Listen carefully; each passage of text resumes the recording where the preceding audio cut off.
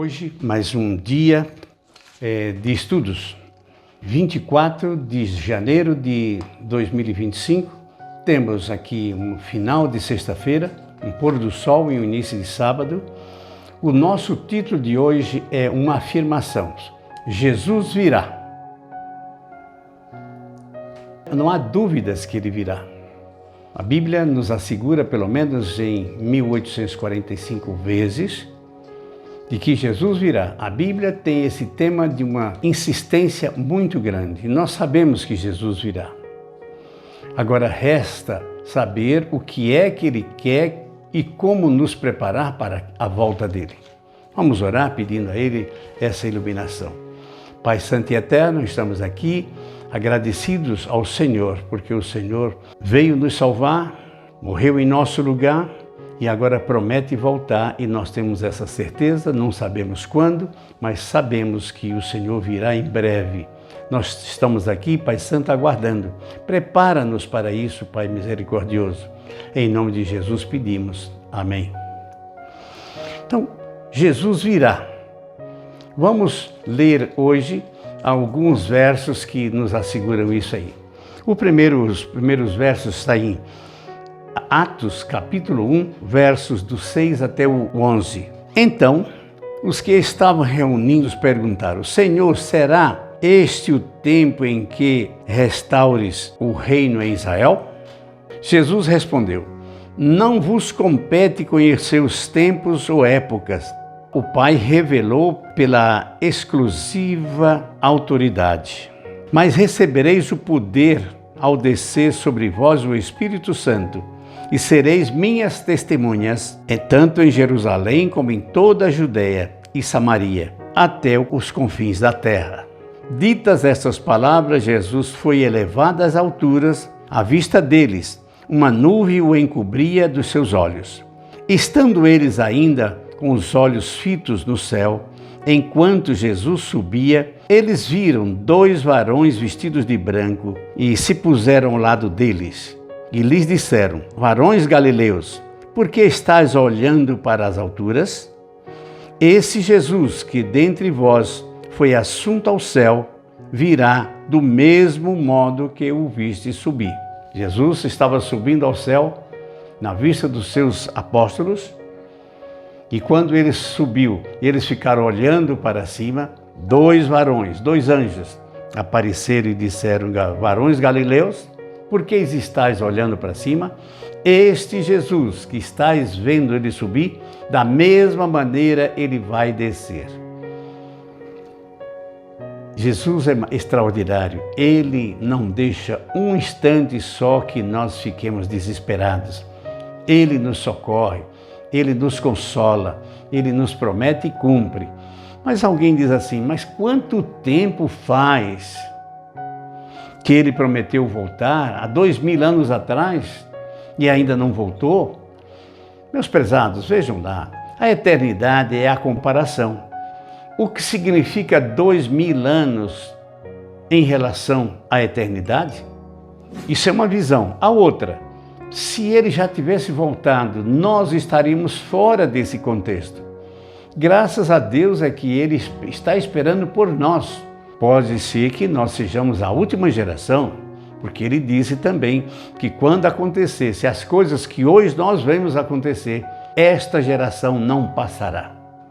Eu acredito que é a nossa geração, porque o mundo está pervertido de uma tal maneira, acontecendo tantas coisas, que não dá mais para a continuidade do mundo. O mundo está completando 6.000 anos. O 7º milênio, com certeza passaremos no céu. Quando é que termina o 6º milênio? Não sei. É interessante que o homem se perde na contagem. Mas se o homem se perde na contagem, não é para o nosso mal, é para que não fiquemos ansiosos. Quando é? Porque senão nós pararíamos de trabalhar. Temos que trabalhar até que Ele venha, pregando o Evangelho do Reino, para então chegar ao fim. É isso que eu e vocês precisamos fazer. Vamos agora ver em Apocalipse 7 e 8. Apocalipse 1, 7 e 8, que diz assim: Eis que venho com as nuvens, e todo olho verá, até quantos traspassaram, e todas as tribos se lamentarão sobre ele, certamente. Amém. Que verso extraordinário esse aí. E o 8 diz assim: Eu sou o Alfa e o Ômega, diz o Senhor Deus, aquele que é e que era e que há de vir, o Todo-Poderoso. O Todo-Poderoso virá, com certeza virá, e nós vamos certamente vê-lo voltando nas nuvens, ou os vivos, como também os mortos. Os mortos em Cristo irão ressuscitar, e nós que tivermos vivos, o veremos face a face. Caminhando mais ainda, em Mateus 24, diz o seguinte, Mateus capítulo 24, do 13 até o 14. Aquele, porém, que perseverar até o fim, este será salvo. É certo que nós devemos perseverar nesta fé, nesta esperança, até o fim, para podermos sermos salvos. E será pregado o evangelho do reino por todo o mundo, para testemunho de todas as nações, e então virá o fim. O que é que eu preciso fazer hoje? Pregar o evangelho, apressando a volta de Jesus. E eu convido a vocês também. Como é que se prega o evangelho? Falando dele, perguntando. Eu sempre pergunto quando eu encontro uma pessoa desconhecida, amiga ou não, eu vou e pergunto: você é cristão? Sim, sou cristão, mas eu sou de tal igreja. Eu digo: Cristo virá para todos nós. O importante é que nós possamos compreender a sua palavra de uma maneira correta, não de maneira enganosa. Quantas vezes nós lemos um verso e não entendemos porque outro já contaminou a nossa compreensão? Isso eu já vi muitas vezes. É preciso que a gente leia com muito carinho, com muita atenção, para entender o que aqui está escrito ali. Até o tempo do verbo é importante a gente ver, até a qualidade, até o significado profundo do substantivo. Bom, continuando aqui, do 24, 3 em diante, no Monte das Oliveiras, assentando-se Jesus, quando se aproximaram dele os discípulos, em particular, lhe perguntaram: Dize-nos quando sucederão estas coisas e que sinais haverá de tua vinda e da consumação dos séculos?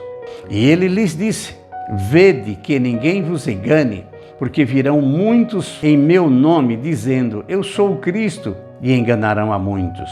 E certamente ouvirás falar de guerra, rumores de guerras. Vede, não vos assusteis, porque é necessário que assim aconteça. Mas ainda não é o fim, porque se levantará reino contra reino, nação contra nação, e haverá fomes, terremotos em vários lugares. Porém, tudo isso é o princípio das dores. Então sereis atribulados e vos matarão. Sereis odiados por causa do meu nome. Nesse tempo, muitos hão de se escandalizar, trair, odiar uns aos outros. Levantar-se-ão muitos falsos profetas e enganarão a muitos. Devemos tomar esse cuidado. Esses enganadores, eles não vêm dizendo que são enganadores. Eles vêm como se fosse em nome de Deus, com a Bíblia aberta. Mas se você não comparar e não observar realmente se ele está dizendo o que está escrito, você estará sendo enganado. E por se multiplicar a iniquidade, o amor de muitos se esfriará, de quase todos.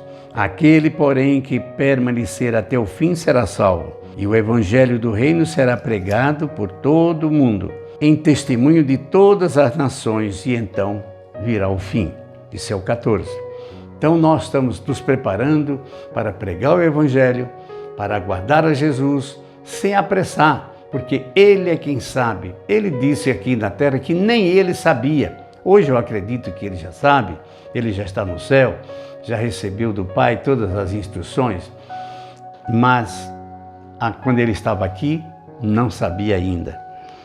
Continuando aqui em João 14, vamos a João, capítulo 14, de 1 até o 3, diz assim: Não se turbe o vosso coração.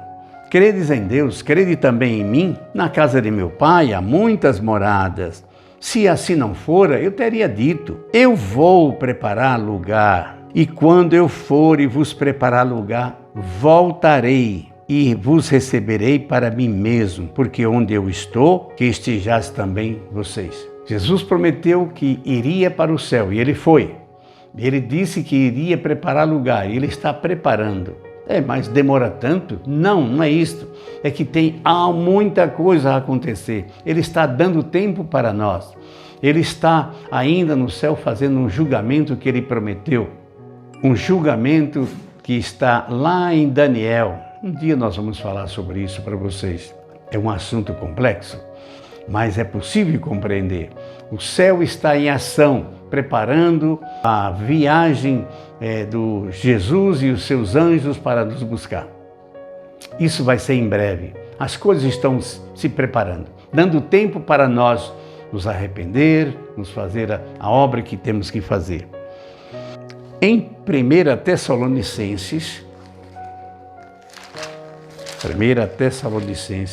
tem aqui uma promessa que também vale a pena a gente ver e estudá-la. 1 Tessalonicenses 4, do 13 até o 18.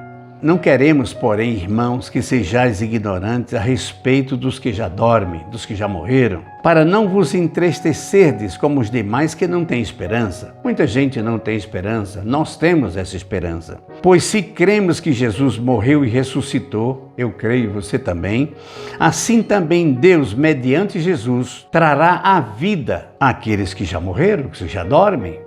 Ora, ainda vos declaramos pela palavra do Senhor isto: nós os vivos que ficarmos até a vinda do Senhor, de modo nenhum iremos antes do que eles, porquanto o Senhor mesmo, dada a sua palavra de ordem, e ouvida a voz do arcanjo, ressoada a trombeta de Deus, descerá do céu quem? Jesus.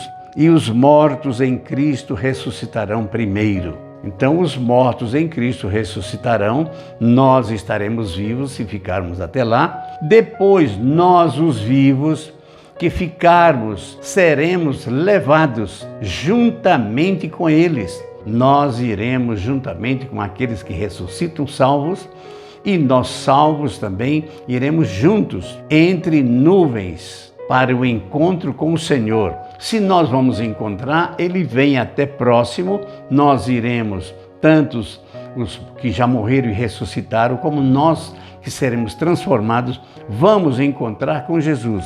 Consolai-vos uns aos outros com estas palavras. Nós devemos prestar atenção ao que está escrito aqui pelo apóstolo Paulo. Cuidado, não acreditar que alguém diz que Cristo vai trazer as almas e para colocar nos corpos. Não, isso não é verdade. Nós somos as almas. A alma é um corpo que respira. Quando morre, morre a alma. A alma que pecar, essa morrerá. Como é que a alma pecou, morreu e Jesus vai trazer uma alma viva para ressuscitar? Não tem lógica isso.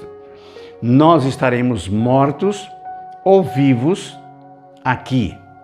Cristo vem com o seu poder, Ele chama para a ressurreição, ou transforma aqueles que não morreram, e nós vamos encontrar com Cristo e estaremos para sempre com o Senhor. A Bíblia em canto nenhum diz que Jesus vai trazer as almas dos que estão lá, porque alma somos nós, e nós morremos ou estamos vivos aqui ainda. Irmãos, vamos crer na palavra como ela fala, sem fantasias, sem pensamentos próprios. A Bíblia é verdadeira e é simples de ser entendida. Vamos crer naquilo que está escrito. E aqui em Tessalonicenses, 1 Tessalonicenses 4, do 13 até o 18, é muito claro como será a vinda do Senhor. Assim como foi dito também por Jesus em João 14, não se turbe o vosso coração, credes em Deus, crede também em mim. Na casa de meu pai há muitas moradas. Se não fosse assim, eu teria dito. Eu vou preparar lugar, e quando eu preparar, eu venho buscar vocês. Porque onde eu estiver, eu quero que vocês também estejam comigo. Essa é a promessa e a maneira que devemos compreender e aceitar isto, porque esta é a verdade bíblica. As Bíblias, todas elas falam as mesmas coisas. Não podemos criar em cima disso histórias fantasiosas que não são verdadeiras. Que Deus nos abençoe ricamente, que Deus nos conceda esta vida eterna que Jesus conseguiu para nós. Vamos orar. Eterno Pai, nós estamos aqui agradecidos porque o Senhor nos ama e nos diz exatamente aquilo que irá acontecer. Nós cremos na Tua Palavra. Nós queremos também transmitir essas palavras para todos aqueles que nos cercam. Pai Santo e Eterno, unge-nos com Teu Espírito para que possamos fazer aquilo que é reto. Em nome de Jesus pedimos. Amém. Um feliz sábado para vocês.